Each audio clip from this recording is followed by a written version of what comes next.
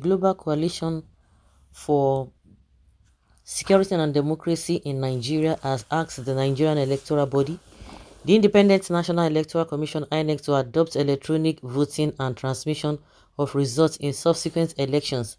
The group, which made this call in a press statement signed by Comrade Prince Ewemadi Kokonsons, GCSDN Public Relations Officer, explained that shifting the electioneering process in Nigeria to online would save costs and end persistent electoral violence in the country. According to the statement, the group rejected the Supreme Court ruling affirming the victory of President Tinubu. It added that the Apex Court used technicalities to defeat the realities witnessed during the February election. The statement reads, said, "We have witnessed and observed the ugly events that unfolded during and after the 2023 presidential election. The outcome of the presidential election, petition, tribunal, and the final ruling by the Supreme Court on October 26, 2023. The ruling dwells on diversions and technicalities to undermine the substantial issues pertaining to our commissioning, our constitution, and democracy. Now it has become clearer that every segment of our national system has been destroyed, while the three organs of government have been reduced to one, as controlled by the executive organ. The world watches how the country with the largest population of the black race and the so-called giants of Africa continue to fumble and find it ridiculously difficult to organize a simple electioneering process in an age where technology has made it easier. We are very aware of the planned and calculated sabotage.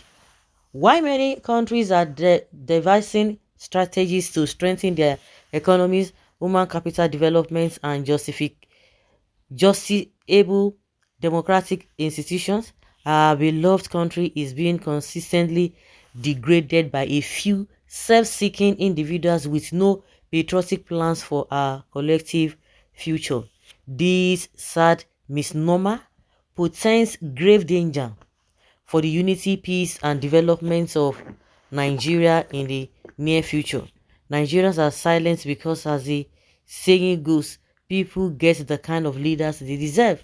Now, as corruption, forgeries, authoritarian electoral violence, and other manipulation continue to permeate the Nigerian judiciary and governments, the trajectories of our country are in comatose and our people are no longer safe. The state of affairs is not only disgraceful among the Committee of Nations, it has worsened our already dented image as a country.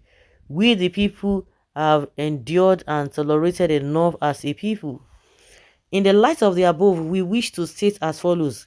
As Democrats, we respect the ruling of the Supreme Court, but we do not accept it. We shall continue to support all forms of non-violent actions towards promoting democracy and security in our country, Nigeria. We implore Nigerians not to give up on the country, but must continue to stand against all the challenges that mitigate against our development as a people.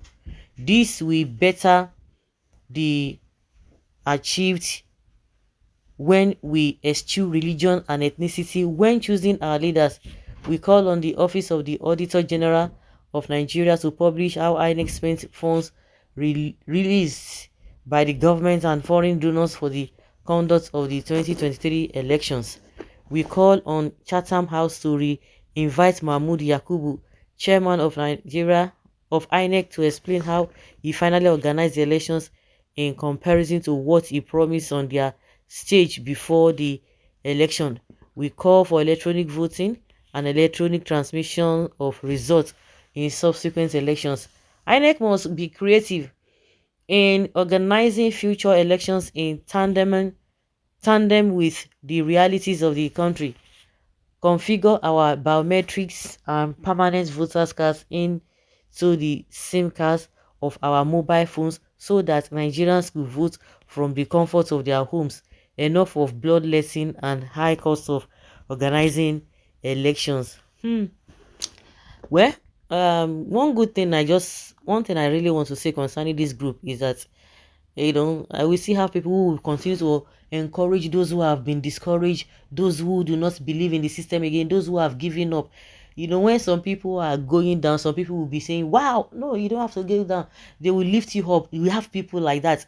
Maybe at times, maybe those who are like discouraged, maybe at some point, those who are now encouraging them, those will not be weak. Those who are discouraged today, they will have the strength tomorrow. I think that is how the life is, because when you look at the whole thing, there is really what, people saying that, no, they have given up because of what has really happened.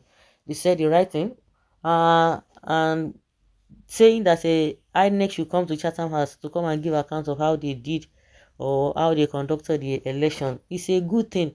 But one thing I really want this group to know is that, you think these people don't know all these suggestions you are giving to them. You think they don't know the right thing to do? They know the right thing to do, but they will not do it. That is where the problem lies. They will never, never, never, never do it. They know the right thing. Nobody needs to tell them on how this country needs to go. I was telling somebody that, oh, you think the politicians are not aware, they don't know what and what to do so that this country will be better.